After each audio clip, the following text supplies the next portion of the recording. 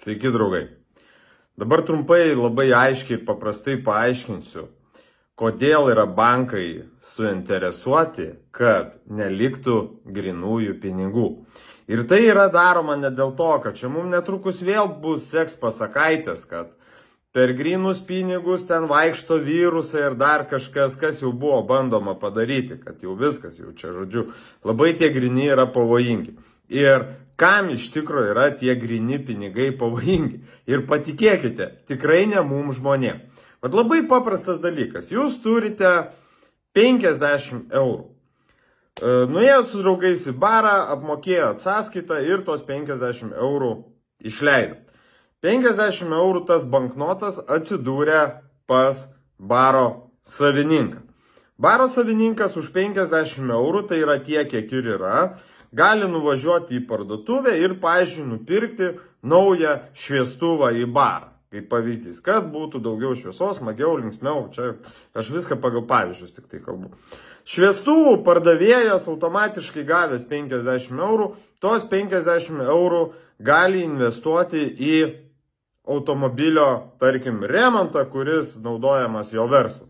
Tai yra vėl už 50 eurų, pavyzdžiui, pakeisti ten stabdžių kolodėlės ar ten bet kokį darbą servizo atlikti.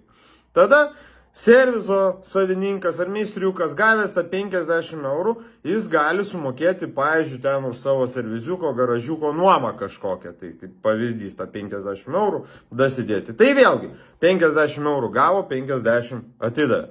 Tada nuomus savininkas, kuris nuomoja patalpas, vėlgi gavęs tą 50 eurų, gali sėkmingai atiduoti savo žmonai, kad jinai nueitų į kirpyklą, kaip pavyzdys. Ir vėlgi už 50 eurų gali gauti tą paslaugą.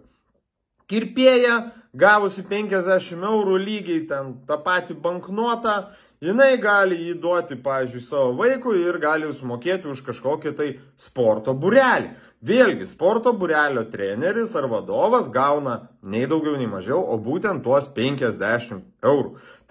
Ir taip toliau, treneris gali nupirkti ten inventorius ir taip tas 50 eurų sukasi ir visi mes naudojamės tuo 50 eurų. Tai yra nei daugiau, nei mažiau. Dabar kas atsitinka, kai tų grinų nebėra ir įsikiša bankas. Taip yra bankas, kuris duoda jums plastikinę kortelę ir sako, geriau grinų nesinaudok, o naudokis banko kortelę. Kai jūs nueisite į barą ir duosite barmenui savo kortelę, kai tik barmenas prabrauks per terminalą, automatiškai 2,5%, tai yra 1,25 € nukeliaus į banko sąskaitą.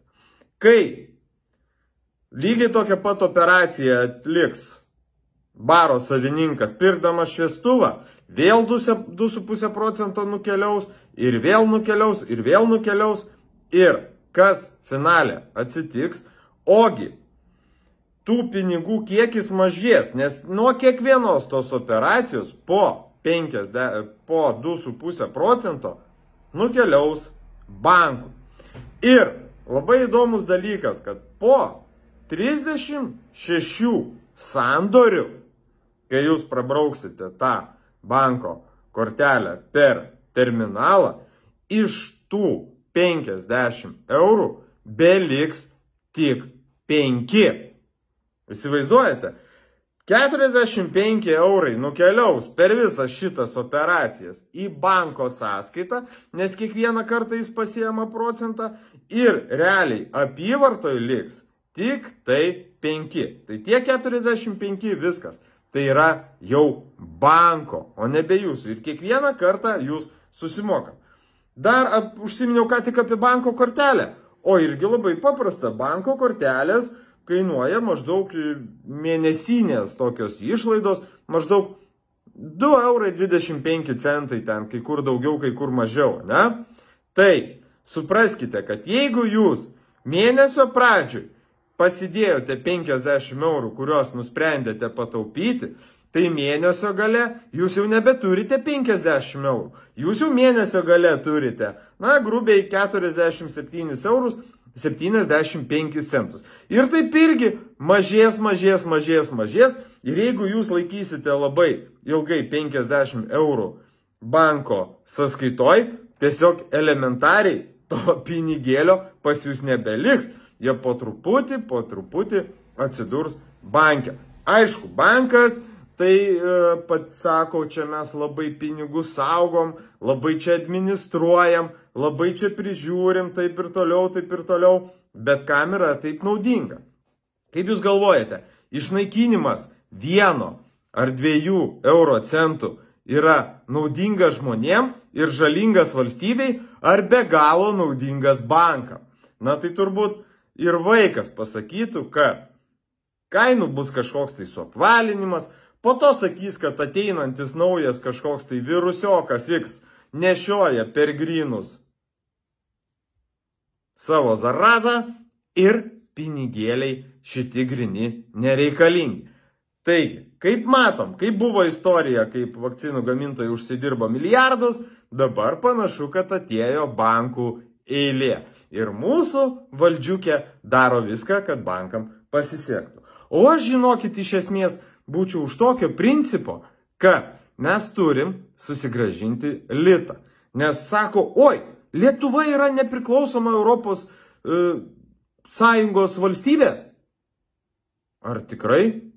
Tik tai Lietuva priklauso Europos Sąjungai. Tai kaip čia dabar gaunas? Nepriklausoma respublika, priklausanti Europos Sąjungai.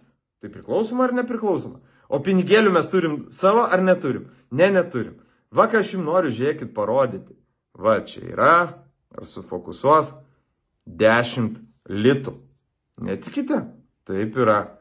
Yra 10 litų. Sidabriniai, 18 gramų sidabro. 36 metai.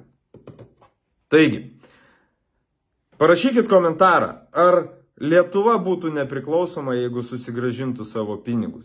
Ir kodėl mes neinam tokiu keliu, kaip eina Lenkai, kai jie turi savo zlotą. Ir ar ne laikas ne euro centus išiminėti, o spręsti klausimą, kad mums susigrąžinti savo nacionalinę valiutą ir turėti piniginę nepriklausomybę.